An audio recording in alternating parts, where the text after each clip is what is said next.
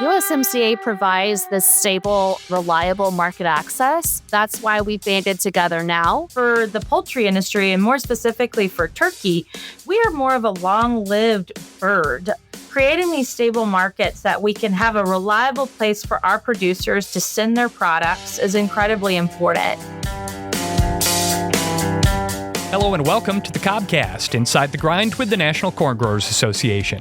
This is where leaders, growers, and stakeholders in the corn industry can turn for big-picture conversations about the state of the industry and its future.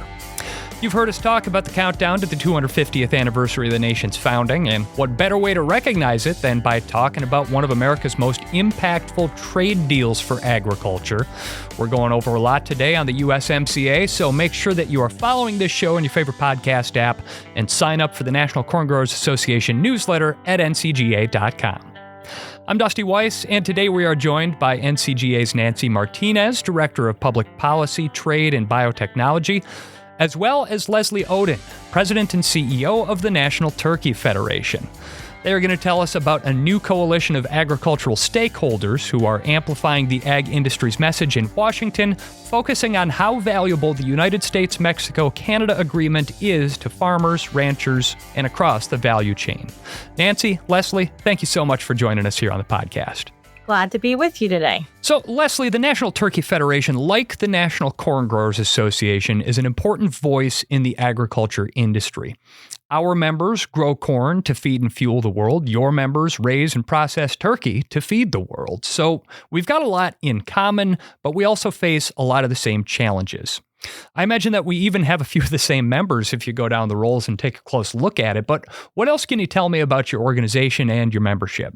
Well, I think a fun fact is that 70% of a turkey's diet is mixed with corn and soybean meal. So obviously you all play a critical role in our business, and we thank all of the corn growers for the hard work that they do to supply the U.S. turkey industry with top-tier quality feed ingredients for our turkey so that we can raise healthy turkeys to both sell domestically and abroad. And so we're the national association that represents both the growers, processors, and our allied industry here in Washington, D.C. on legislative and regulatory issues. And it's just an honor to represent all the turkey growers and processors across this nation that supply a bountiful amount of turkey to the world. Geographically speaking, whereabouts are your members located, and how many of them do you have spread across America? Well, the largest turkey producing state is Minnesota, quickly followed by North Carolina. So our turkeys like it up north. They like that colder weather, which is also in the heart of corn country, too. We've got a lot of turkeys also in Iowa, but we're spread across around 13 to 14 various different states, but mainly in the upper Midwest and along the eastern coastline. Certainly, we end up being allies on a lot of the same issues here. And so, Nancy, this is where we wanted to bring you in and talk about the US-Mexico-Canada agreement. That's a trade pact that was signed in 2018, and it replaced NAFTA back then.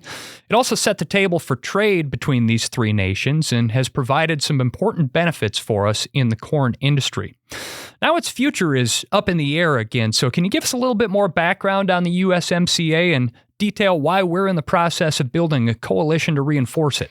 Yes, absolutely. So the US-Mexico-Canada agreement entered into force in 2020.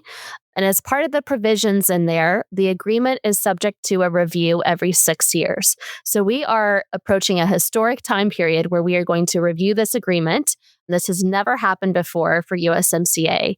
And so as part of this process, USTR opens a stakeholder comment period to hear perspectives from a wide range of industries, agriculture specifically, but manufacturing, other interest groups, even regular citizens can voice their opinion in the stakeholder comment period.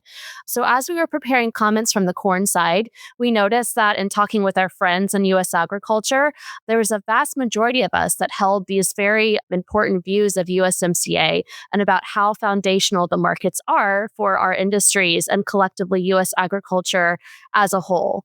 Mexico and Canada are the top markets for the vast majority of U.S. agriculture stakeholders, and the U.S. is the top trading partner for each Mexico and Canada. So as we were comparing notes in the submission process, it really became a no-brainer for us to build this coalition so we could collectively share how foundational these markets are. So, Leslie, as this coalition has coalesced, your organization joined the Agriculture Coalition for USMCA. Where are you seeing the value in this effort for your members? Yeah, and I think Nancy did a great job kind of explaining the whole agreement for us. I mean, we've been wanting to be a part of this coalition because of the modernization that USMCA provided after it replaced NAFTA in 2020. Without USMCA, it would create uncertainty and higher costs and reduce competitiveness for our growers. And so, with USMCA intact in this coalition effort, it's really important for our members to remain in that competitive marketplace. For U.S. turkey growers and processors, Mexico is our largest export market.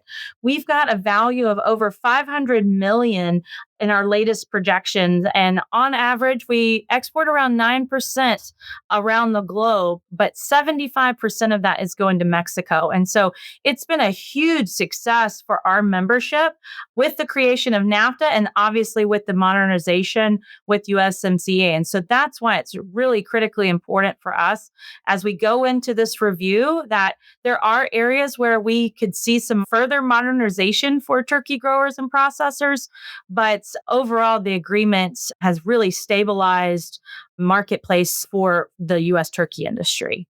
Nancy, on the point of coalition building, we've got the National Corn Growers Association, we've got the National Turkey Federation, but what are some other members of this coalition that have signed on so far, and are there other members out there that you're hoping will join in as well? Yeah, first of all, we're open for any member in the U.S. agriculture sector that wants to be a part of our group, association-wise, and also any companies as well. So we've got some of the dairy friends a part of our coalition.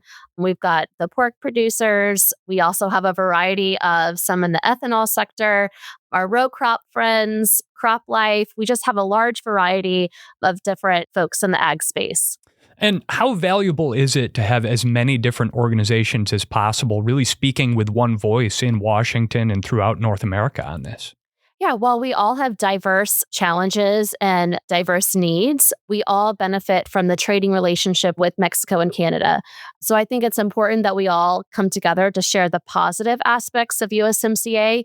Oftentimes, the review can be bogged down by concerns and, the need for some major improvements. We wanted to make sure that the positive benefits of the agreement also was factored into how USTR sees the review. Narrowing it back down to how USMCA has benefited corn and the corn industry here for a second, we know that Canada and Mexico account for nearly a third of all U.S. ag exports. But why are these two markets especially important for U.S. corn growers? Well, I'm also going to put a number behind that 1/3 fraction, that's $60 billion worth. So it's very important to U.S. ag as a whole. And the United States actually runs a $9 billion trade surplus in bulk commodities within North America. So very important there. But for the corn story, we've had significant success with Mexico, the top customer of U.S. corn. It's the same size as our second, third, fourth, and fifth largest markets. Last year, that market was worth a little over $5.5 billion. And we have a similar success story in Canada. Over a third of all of our ethanol exports go to Canada. So USMCA created these economic conditions where we can have very strong exports. But we also have tools in USMCA that help us when there's a trade action that could threaten our export activity. So, for example, when Mexico put forward a decree to ban biotech corn, we were able to use something called a dispute settlement to eventually get Mexico to withdraw that decree after a panel report came out in favor of the United States. So, not only does USMCA create those great economic conditions, but it has the right tools that we need when there's a negative trade action. Leslie, when you're traveling the country talking to your members, how do they see USMCA? Where have they seen the benefits out on the turkey farm? Well, I think if you even go back to NAFTA, even before USMCA, I mean, we were rarely supplying Mexico with products. And if you look today, it's 75% of our export market and at an extremely high value of over 500 million. And so that is real money in the pocket of our growers and processors. But at the same time, it's allowing us to have that zero tariff ability for trade with both Mexico and Canada. It's also helped strengthen our sanitary provisions to promote more science-based products so that it protects human and animal health for us. Really having that duty-free access into Mexico has been really transformational for our industry. And I also think it's been transformational for the Mexican people as well. The products that we're sending to Mexico are fresh products that they're transforming into chorizos and sausages and these just really decadent type products. And so for us, it's a win-win both for the US turkey growers and processors, but also for the Mexican consumer and how that they've been able to really take our product that can be a blank canvas and turn it into these really tremendous products. I got to tell you guys, we've got to stop scheduling these recording sessions for around the lunch hour because as soon as you started bringing up turkey chorizos and turkey sausages, my stomach started grumbling. So let's bring this back down to numbers again, because if I start thinking about food, I'm going to be way out there before we can do anything about it. But Nancy, since USMCA took effect, agricultural exports to Mexico up by $10.7 billion, and to Canada, they're up by $7.6 billion. How do those gains translate into real value at the farm gate for our members? So, because of the stability of these export markets, the U.S. farmer can be globally competitive. So, all of the cost savings that farmers have because of the efficiencies in USMCA, because they have a strong export market in Mexico and in Canada, the U.S. farmer can look to other places in the world to get more corn out there and more ethanol and more DDGs. So I would say that USMCA has had ripple effects in the farm economy. Another stat that I will make sure is out there is that the food and ag sector employs 24 million Americans. So it's not just only the farmers that see the benefits of this trade agreement, but it's on the food manufacturing side as well. Leslee, we spend a lot of time talking about market access when it comes to these kinds of things, but there's also trade policy behind the USMCA. And I know that on the animal ag side, trade policy goes beyond just these markets. On the animal ag side, what impact has it had on issues like avian influenza, which we've heard about in the news this year? Well, I think it's really important to note that avian influenza knows no boundary. It doesn't know that USMCA exists, but it also plays a really critical role in our relationship with both Mexico and Canada because we share those borders and because the threat of avian influenza is mainly been through the migration population of our wild geese and wild ducks and waterfowl and so forth. But it's really offered an opportunity for us to help on the regionalization agreements so that we can have trade to be unaffected during times of an outbreak so that we can still have that product flowing across borders to both Mexico and Canada. And so for us, maybe USMCA is not the policy tool that we're going to be talking about avian influenza. It certainly helps our relationship with both countries of making sure that that access to the product is available and that we're looking at science-based formulation so that we can make sure that trade is free-flowing for all countries. It kind of feels like lately there's a story in the news like every week that's going to impact the markets for our ag products. This coalition that we're building now emphasizes certainty as a top goal. Why is predictability in trade agreements so important for growers and producers? Yeah, I would just say, the headwinds are real. Our farmers are juggling high inputs, low commodity prices, and then market uncertainty. And so USMCA provides this stable, reliable market access. And our farmers have to make planting decisions a year in advance. So when they have to juggle between purchasing a piece of equipment or trying to conduct their nutrient management plan, all of these things are extra risky if we don't have a stable market. So the tools that USMCA has to create this predictability is very important, especially when farmers are dealing with the unstable relationship with some of these economic issues. Yeah, and I think obviously you just talked about avian influenza, and I think that's probably been one of our biggest disruptors from a trade perspective. But because of the regionalization agreements that we've had, we've been able to create more stability. And I think there's further work that can obviously be done in that area. But for the poultry industry, and more specifically for turkey, we are more of a long-lived bird compared to our friends in the broiler industry.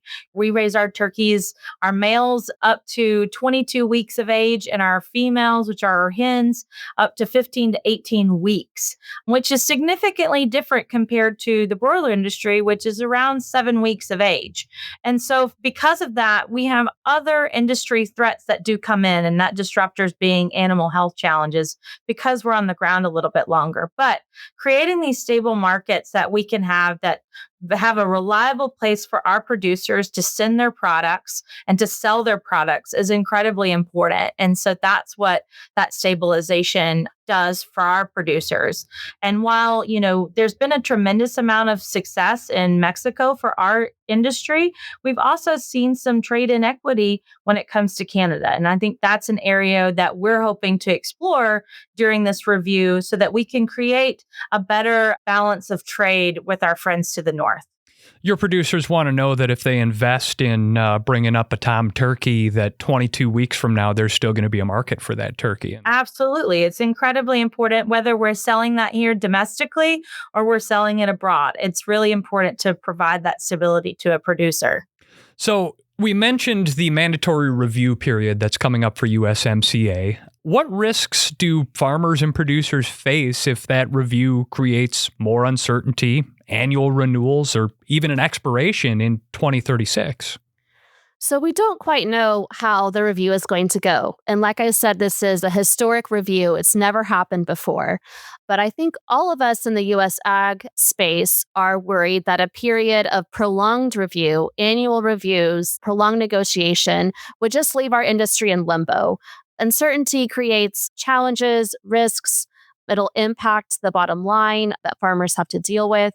And so we're really hoping for a review process that's productive, that can ultimately preserve the trilateral partnership that we have with the three of our countries together.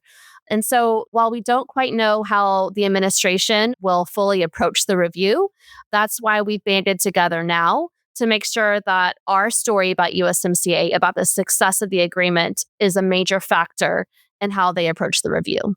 Supply lines and logistics are two things that often get governed by these trade deals as well, and certainly things that have been in the news here this last 5-6 years. About 31% of U.S. trade-related rail traffic is tied to Canada and Mexico. Can you tell us a little bit more about how transportation and inspection issues at the border affect exports and eventually profitability for growers and producers? So the transportation systems provided under USMCA are very important for the U.S. corn industry, rail in particular. We know that disruptions at the border can be very costly for farmers. Even just hours of a delay, days of a delay can cost billions of dollars. So having the efficiencies provided under USMCA to make sure the rail system is moving in a productive manner means cost savings for farmers. We also have a lot of tools in USMCA to help deal with some of the challenges if there is a disruption. And we've made some suggestions within our overall comments of how to use these working groups to make sure that those disruptions don't interfere with our exports.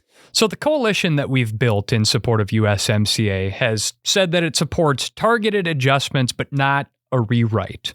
What kinds of specific improvements are we looking at? Things like aligning inspection standards, and how would they benefit farmers? Well, I think for us, protecting that Mexico market is going to be critical. It's a $500 million market for us. We want to see some of those targeted improvements, if possible, protecting that duty-free access to Mexico, but also establishing a fair TRQ with Canada for the turkey industry. During the creation of USMCA, there were TRQs established for the chicken and dairy industry, and the turkey industry was left behind. And so I think that's a really targeted approach that we want to make sure when we talked earlier about that trade imbalance and trade inequity, that's an area that we're hoping to improve with this review. Not something that requires the opening of the full agreement. We still want that to remain intact, but some targeted improvements to really help benefit the U.S. turkey industry is going to be critically important for us. Nancy, what about from your perspective at corn growers? What would a successful review look like for America's corn producers? Obviously, preserving the agreement going forward is a key and our main priority. However, we have a couple things that we would like addressed. So, because of Mexico's action to ban biotech corn, we are seeking a clarification that will not involve a major rewrite, will not be controversial. And this clarification says that Mexico cannot use non-science reasons to ban biotechnology. And we think that'll be important to shield us going forward. The other thing that we're seeking is ethanol access opportunity in Mexico. Mexico is far behind some of our other international markets in terms of ethanol access. And so we're using the working group strategy that is currently under USMCA to just provide some technical assistance to get ethanol on a level playing field there. Well, last question then here for Leslee. I know we started this conversation with a nod to the United States' 250th anniversary this year, and we're proud to raise corn. It is and always has been America's crop. But let's not forget that Founding Father Ben Franklin kind of viewed the turkey as America's bird, a bird of courage, he famously wrote in a letter to his daughter. So as your organization looks ahead to our 250th anniversary celebration, how are you planning to celebrate at NTF, and what do you hope that people remember about the turkey's place in American culture and on American dinner plates? Well, we agree it is a bird of courage, but I think it's also that courage applies to the hardworking men and women of this industry that get up every day and night to tend to their flocks amidst all of the challenges that are facing our country at this time. And I think as America goes to celebrate its 250th anniversary, for us, it's just really talking about the story of resilience, the courage to get up and tend and provide products and turkey products, might I add, to the US and globally. So for us, it's really important to have that bird as part of our founding moments, but to see where that has transformed for the US turkey industry and the hardworking men and women that we get to represent on an everyday basis here in DC. So I'm looking forward to celebrating all year long with all of our producers throughout the countryside, and it's going to be one heck of a celebration. A momentous year, certainly, for American agriculture, but also an important year for American growers. The stakes are high, and we need policymakers focused on ensuring that both of our memberships have what they need to continue feeding the world. The Agriculture Coalition for USMCA is elevating farmer needs in the lead up to the agreement's renegotiation and renewal, and so we thank all of you for your work on this important priority. Leslee Oden, President and CEO of the National Turkey Federation, and NCGA Director of Public Policy, Trade, and Biotechnology Nancy Martinez, thank you both for joining us here on the Cobcast. It was great to be with you. Thanks, Dusty.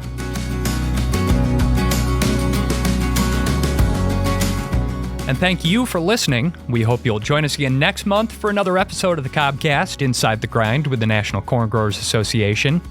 If you're on X, you can follow @NationalCorn for more news and updates from NCGA. Visit ncga.com to sign up for the association's email newsletter, and make sure you're following this show in your favorite podcast app. The Cobcast is brought to you by the National Corn Growers Association with editing by Matt Covarrubias, and it's produced by PodCamp Media, branded podcast production for businesses, podcampmedia.com. For the National Corn Growers Association, I'm Dusty Weiss.